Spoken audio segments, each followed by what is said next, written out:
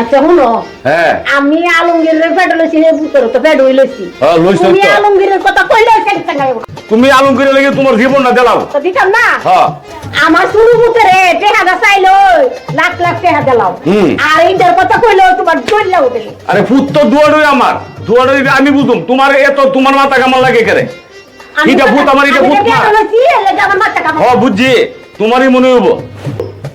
আবার কই যাইতেছ? যাইতেছি হেতের মধ্যে যাইম, দেখে আই আলমগীরে যে ফাড়াইলাম, এ কি আলো বস্তা হেতটা কাটছে নাকি দেখে আই। আচ্ছা তোমার যে অনপয়সা না তো আমার 20,000 টাকা লাগবে। 20,000 টাকা তো লাগবে, তোর কাপড় মই লাগে রে। 20,000 টাকা লাগবো। কিছুদিন আগে তোরে 30,000 টাকা দিলাম। আচ্ছা লাগলে তো নিবে ওই। আচ্ছা ঠিক আছে, তে বিকালে নিস। দেখলা না আমার দুপুরে দিও। বিকাল হই নিস।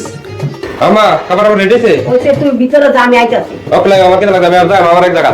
খাওন তো ধরে যে আমি বাবা, আমার বড় মুখটা আলমগীরে হারাইতে সব শেষ করে লাইতাছে, আর তোর লেগে তোর বাপে কান্দে আলি সারাদিন। আমার আর তো ভালো লাগে না বাবা, আমি বাইতে বাইরে যাই, আমার আর ভালো লাগে না।